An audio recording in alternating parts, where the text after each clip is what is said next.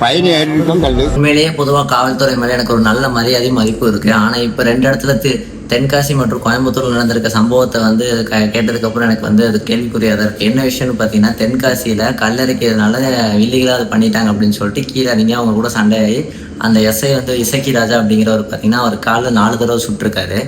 அப்படி அவர் வந்து கொலை குற்றம் ஒன்றும் பண்ணிடல, இல்லை வந்து ரேப் பண்ணிடல, அவங்கள கூட இவங்க வந்து யாரும் போய் சுட்டு பிடிச்சதில்லை. அப்படின்னாலும் ஒரு தடவை காலில் சுட்டுருக்கலாம், 4 தடவை சுடணும்னு எந்த அவசியம் இல்லை, சுட்டு பிடிச்சிருக்காரு.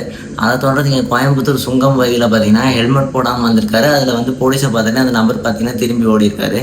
ஓடினதுனா ஆப்போசிட் டைரக்ஷனில் வந்த இன்னொரு போலீஸ் வந்து பார்த்தீங்கன்னா பைப்பால் வாயை அடித்து அவர் வாய்க்கு கீழே கழுத்துக்கிட்ட பார்த்தீங்கன்னா ஒரு 5 தையல் போடுற நிலைமைக்காக இருக்காரு.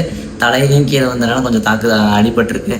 இது வந்து 2மே வந்து சின்ன சின்ன அஃபென்ஸ் தான். பெருசாக வந்து ஒன்றும் கொலை குற்றமோ இல்லை ரேப்போ பண்ணி பண்ணவே கூடாது அப்படிங்கிற அளவுக்குலாம் எந்த பெரிய தப்பு இல்லை. அங்கங்கே நடக்கிற சின்ன சின்ன தப்பு தான். ஆனால் எல்லாமே தப்புனாலே தப்பு தான். ஆனால் வந்து அதுக்காக இவ்வளோ பெரிய தாக்குதல் நடத்தணும்னு எந்த அவசியம் இல்லைங்கிறது என்னோட கருத்து.